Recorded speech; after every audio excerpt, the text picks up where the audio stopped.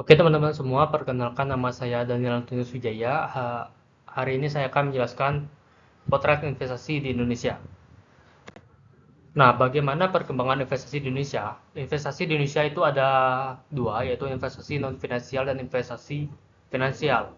Investasi non-finansial merupakan nilai perubahan, penambahan, dan pengurangan aset berupa barang modal atau PMTB dan persediaan atau inventory. Sedangkan investasi finansial merupakan nilai pendapatan dana oleh pelaku ekonomi pada instrumen-instrumen finansial seperti saham, obligasi, pinjaman, falas, dan sebagainya. Nah, di bawah ini ada suatu diagram yang menunjukkan investasi non finansial dan investasi finansial yang ada di Indonesia. Pada diagram tersebut menggambarkan besarnya porsi investasi non finansial dibandingkan investasi finansial tahun 2022 dan tahun 2023. Pada tahun 2023, proporsi investasi non finansial mencapai 67,41%, sedangkan investasi finansial sebesar 32,59% terhadap total investasi. Terjadi peningkatan presentasi investasi non finansial pada tahun 2023 dibandingkan dengan tahun 2022.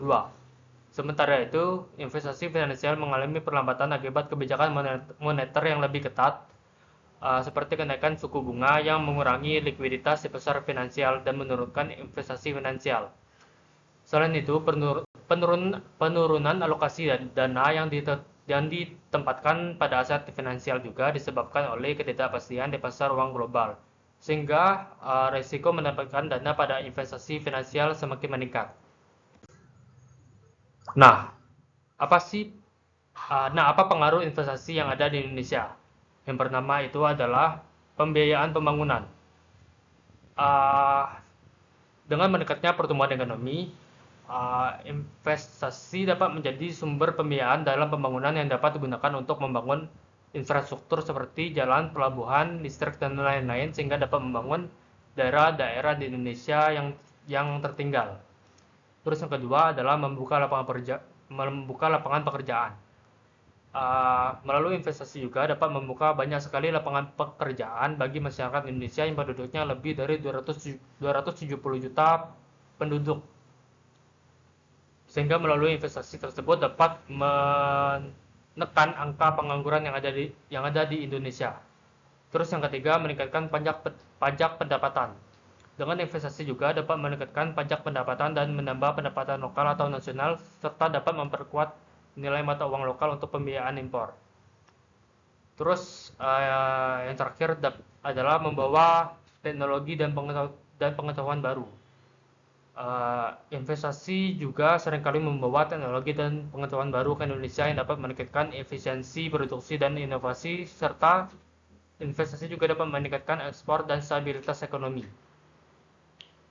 Uh, Terus, apa saja faktor-faktor yang mempengaruhi peningkatan investasi di Indonesia? Yang pertama, pulihnya aktivitas masyarakat.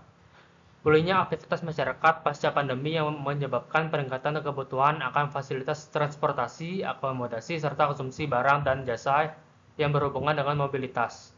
Kondisi ini turut mendorong peningkatan investasi non-finansial yang sejalan dengan peningkatan permintaan konsumen atau masyarakat.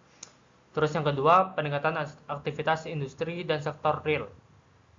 Peningkatan aktivitas industri dan sektor real seperti manufaktur, transportasi, dan pergudangan menampilkan peningkatan aktivitas pada tahun 2023. Pertumbuhan ekonomi yang dipacu oleh sektor-sektor ini memerlukan investasi dalam bentuk aset tetap berupa fasilitas produksi, kendaraan, peralatan, dan lainnya.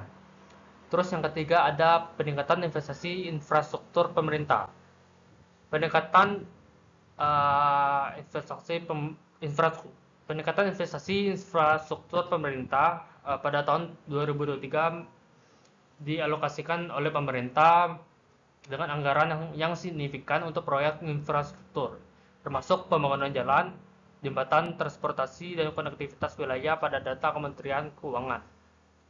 Realisasi belanja modal pemerintah pusat sampai dengan 31 Desember 2023 meningkat 27,74%.